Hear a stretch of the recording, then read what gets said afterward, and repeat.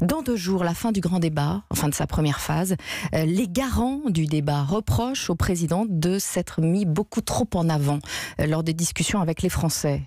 C'était un débat ou une campagne ? Responsables politiques, les garants, ils sont par définition indépendants, ils portent un jugement, un regard. On est quand même passé pas loin de la catastrophe au mois de décembre. Et ce qui a sauvé le président Macron sont nos institutions.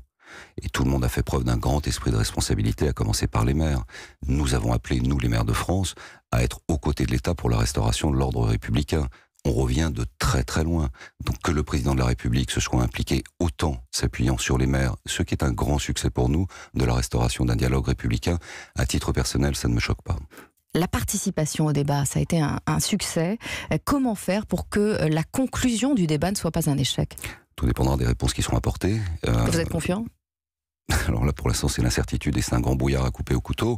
Je comprends qu'ils prennent du temps, je comprends qu'il faille analyser justement toutes les préoccupations qui ont été remontées. Il y a des problèmes de pouvoir d'achat, il y a des problèmes de pression fiscale, il y a des problèmes de cohésion territoriale. Nous, ce que nous proposons avec Hervé Morin et Dominique Bussereau, c'est cet acte 3 de la décentralisation. Moi, je suis convaincu que c'est une réponse avantageuse pour l'État qui va pouvoir se concentrer à terme sur ses missions, la sécurité, la défense, un cadre national pour une politique de justice, d'éducation et le reste, tout le reste. Comme on est des meilleurs gestionnaires que l'État, je vous rappelle que 80% de la dette qui asphyxie notre économie, c'est de la responsabilité de l'État. On n'en a que 9,5%, eh bien ce sera fait au plus près des gens. Et donc c'est vraiment une grande aventure dans un débat utile, et c'est une grande proposition qui permet et à l'État et aux Français de se dire, tiens, il y a peut-être un chemin différent qui est proposé actuellement.